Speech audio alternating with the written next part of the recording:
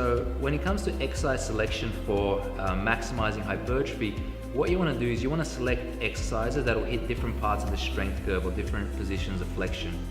So if you look at, for example, your typical meathead that might go in on Monday and train chest and biceps, they might do 3-4 different exercises for each, their chest and then their biceps, but a lot of times they end up selecting exercises that are redundant or hitting the same points of the strength curve. So I'll give you an example. Most muscle groups, if it's a smaller muscle group, you'll typically need to do at least 3 exercises to cover the entire strength curve. So if we take a muscle group like the biceps, for example, we can do a movement that the stress will be primarily in the mid position, okay? Or the muscle, the way the fibers are aligned in the mid-range is the actin and myosin filaments. They have optimal overlap to generate the most force. And that will typically work the bulk of the muscle belly. So in the case of biceps, that will be like a standing barbell curl, okay? The bicep is neither lengthened nor it's shortened. You're working the bulk of the muscle belly. However, if you want to maximize hypertrophy in that muscle group, you would also need to do a movement where the arm is behind your body so that the biceps is actually being placed in a stretch. So for example, like an incline dumbbell curl.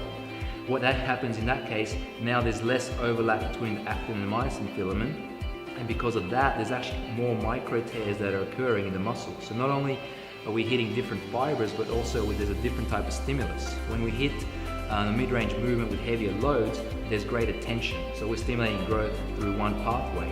If we do a movement where the muscle is placed under stretch, now we're also hitting different fibers, but also we're doing more muscle damage. So we're hitting growth, but through a different pathway. And then if we were to add a third movement to that, it will be an exercise which hits the muscle in the fully shortened range. So in the case of the biceps, it would be a movement where the arms will be higher up. Okay, so the biceps is in a relatively shortened position. When you hit a muscle in the shortened position, then you have the fibers or the actin and myosin filaments, they're overlapping. Okay, so you're hitting again different fibers, but also typically an advantage to this type of training, or when you're doing a movement where the fibers are shortened, is a lot of times the tension is maintained at the top of the movement. So if I do a stretch or a mid-range movement, a lot of time you lose tension there, so the muscle's resting.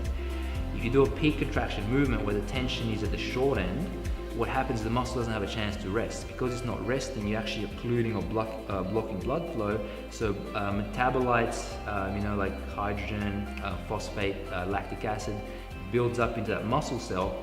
And those metabolites also increase or send a signal to initiate protein synthesis. So that's another anabolic stimulus to the muscle. So for a small muscle, even like biceps, you would need to do at least 3 movements to hit the 3 different positions of flexion.